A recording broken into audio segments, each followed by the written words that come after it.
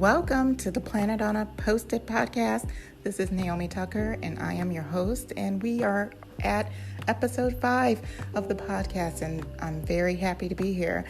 I would like to thank everyone for hanging in there, for liking the podcast, sharing with your friends, and most of all, listening.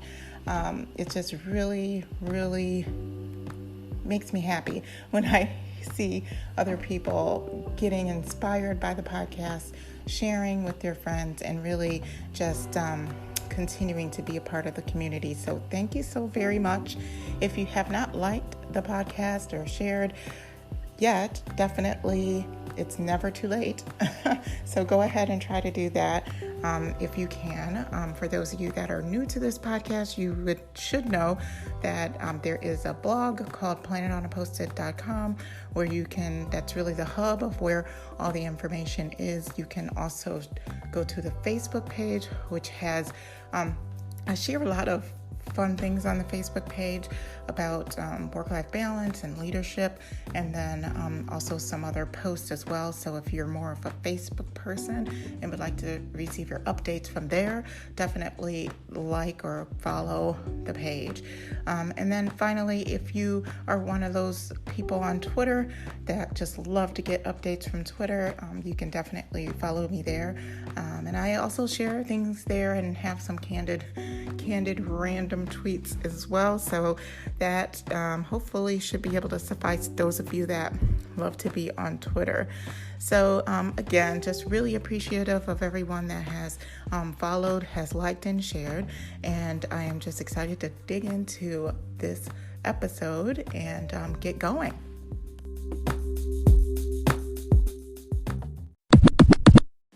In this episode of the Planet on a Post-it podcast, we'll be talking about leading yourself and others to greater success.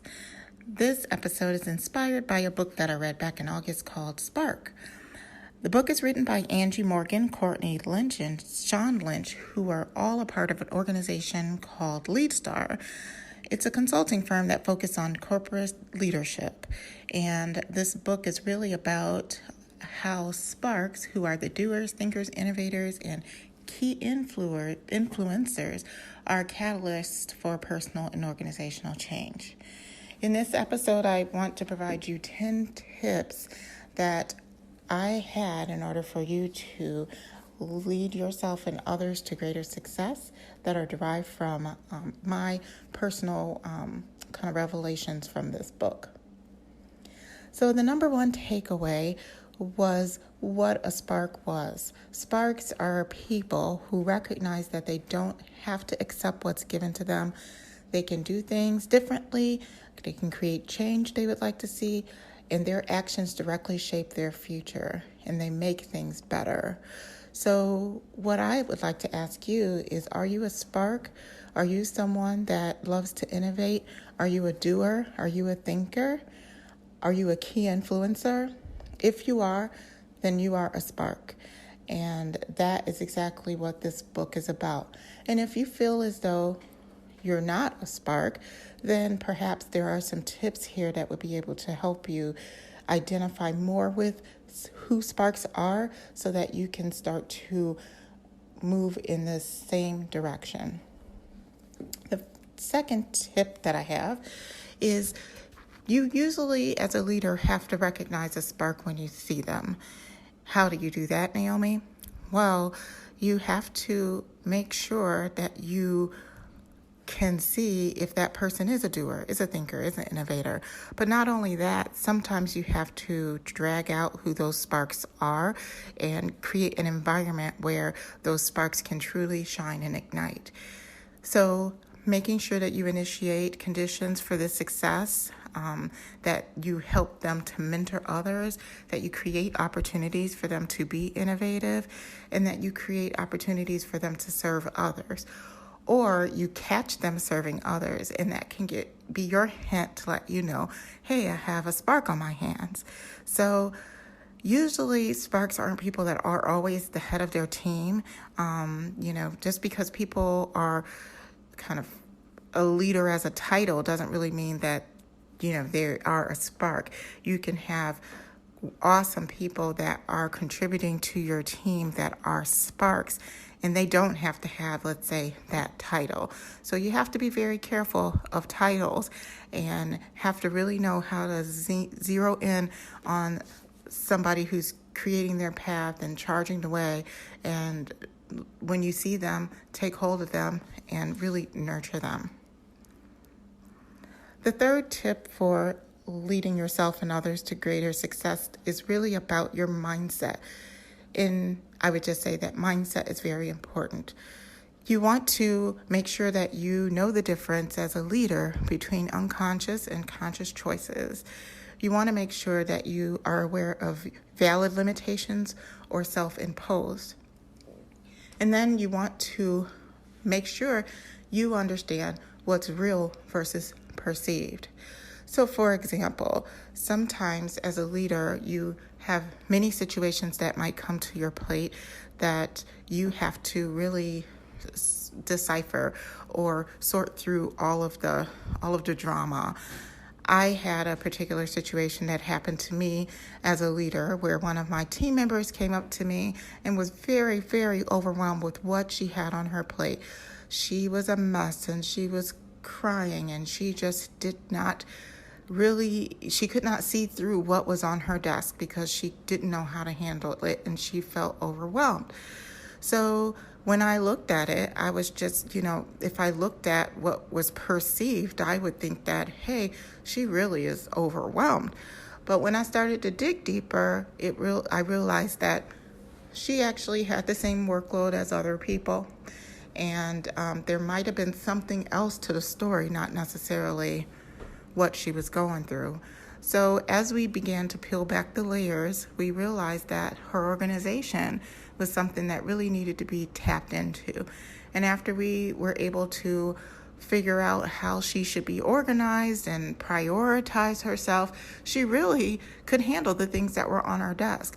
And now she can handle the same amount of workload as the other people on the team.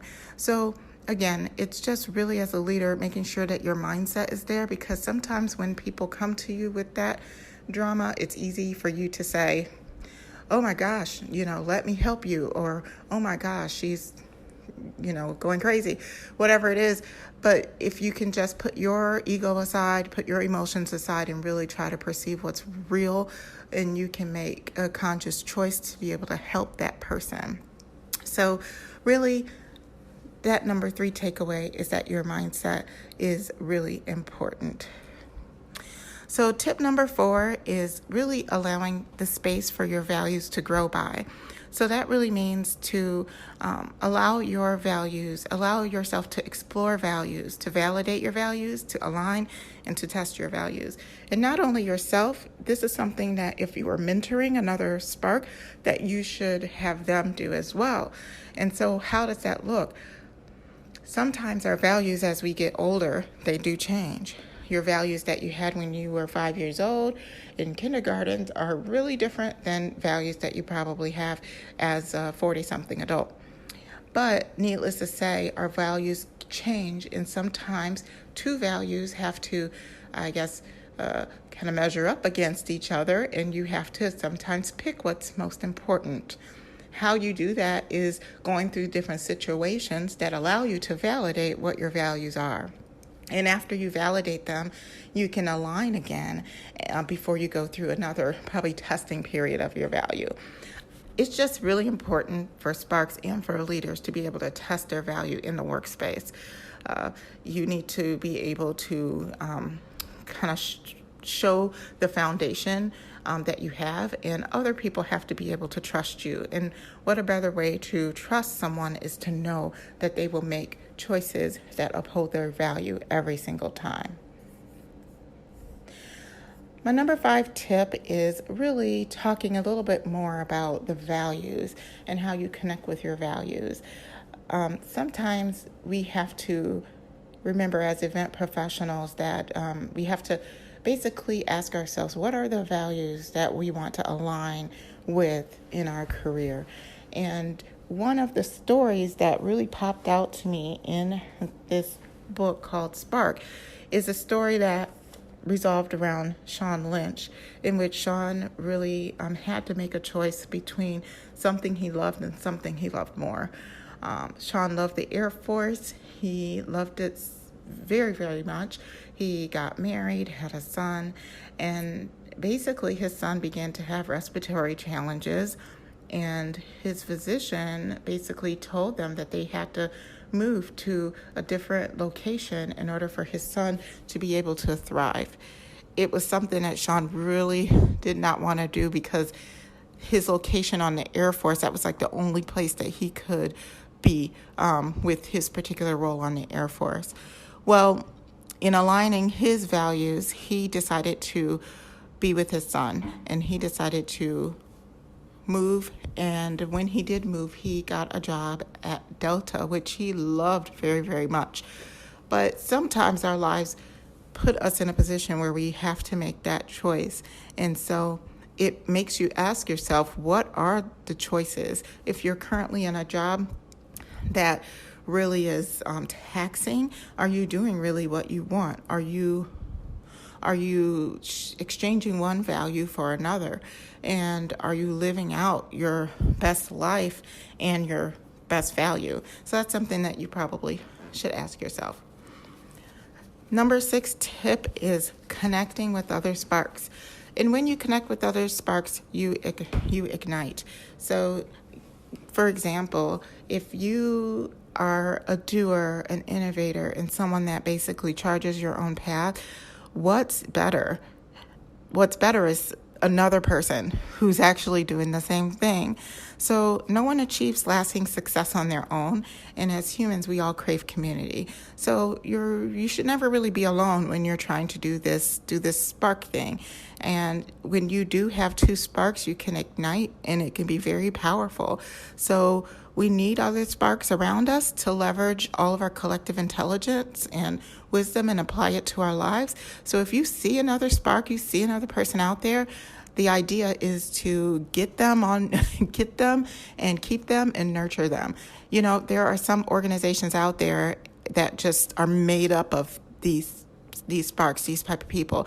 And I feel like I'm fortunate enough to actually work at a location at Meetings and Incentives Worldwide where that happens. And it literally is everybody that walks in the door are sparks. They're doers, they're innovators, they have that entrepreneurial spirit. And because of that, the company is amazing and it's just fantastic.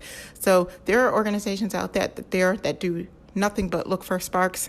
And if you're an entrepreneur or if you're growing your own business, really, this is something that you want to be looking for when you're building your organization.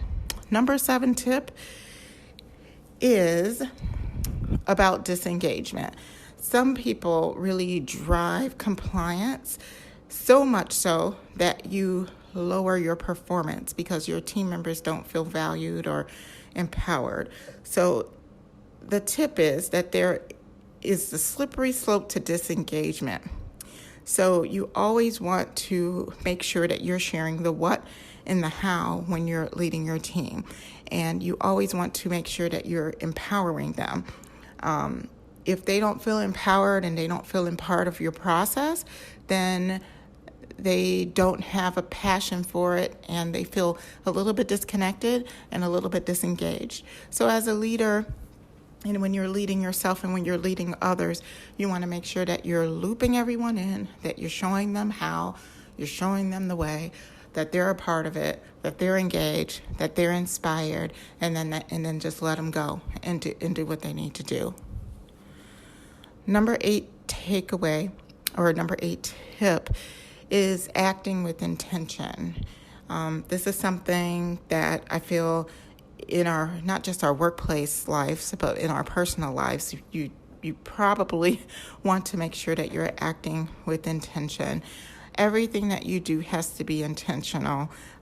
Every decision that you make, every thought that you have has to be intentional. And sometimes you need to slow down in order to do that.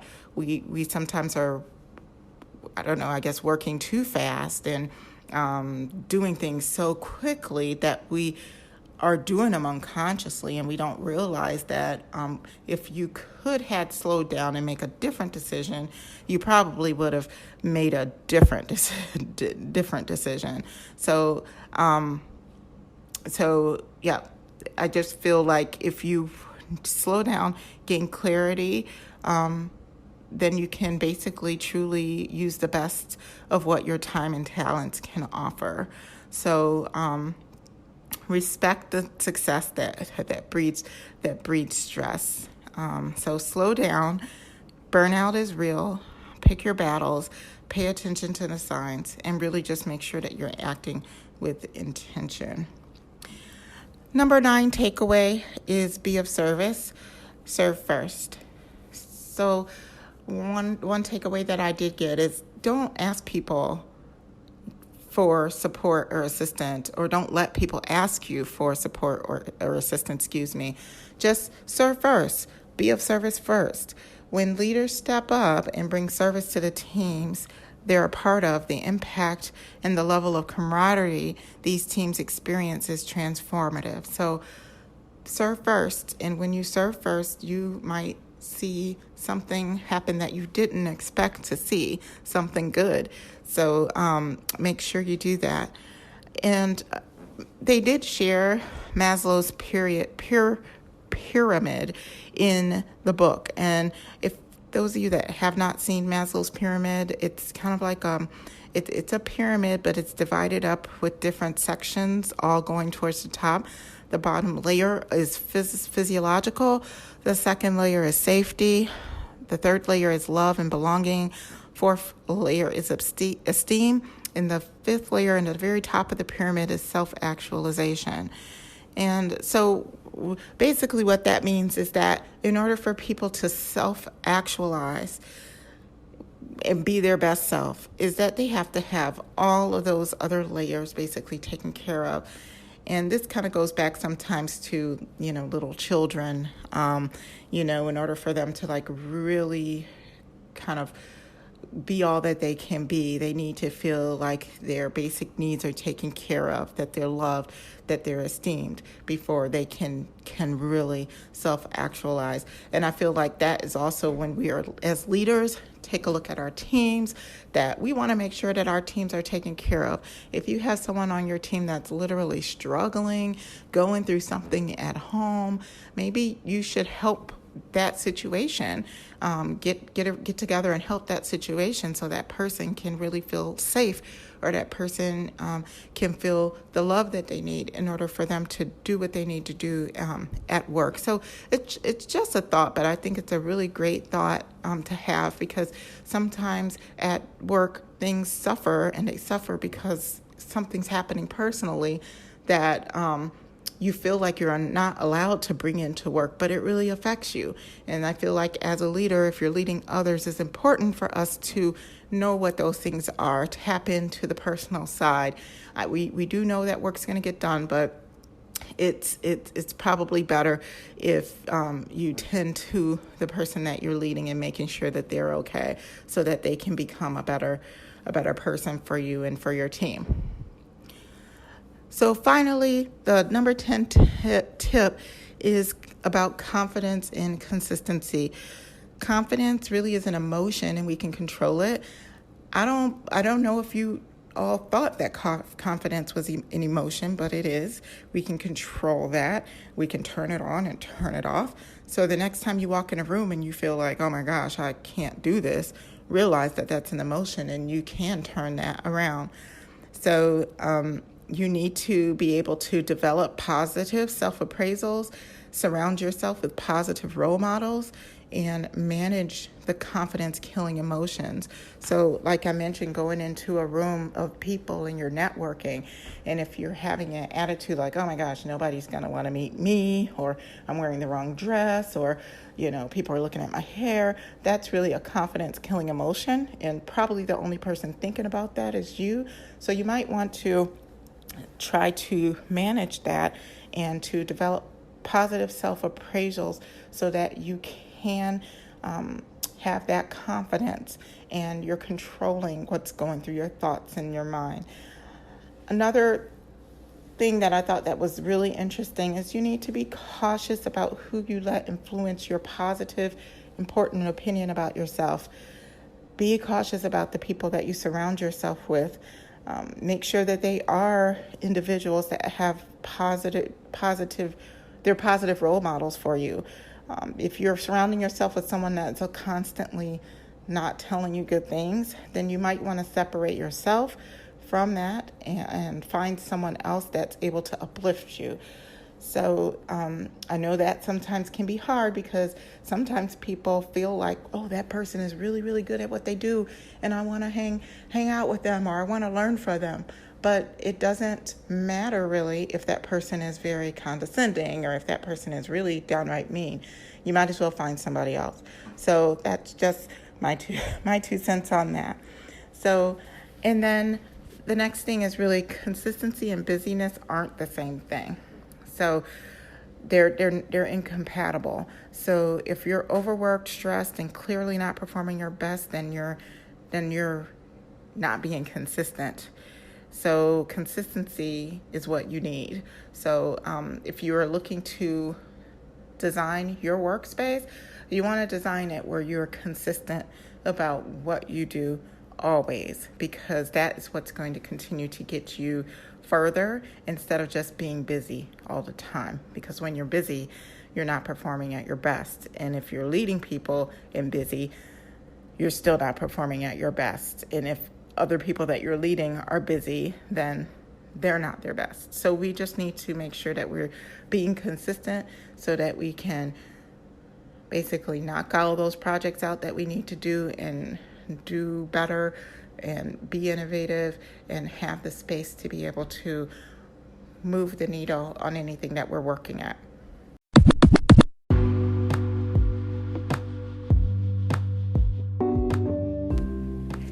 So those were my 10 tips for leading yourself and others to greater success.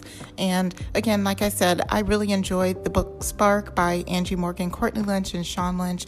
If you wanted to go ahead and pick up that book and read it, I definitely would recommend that you do so.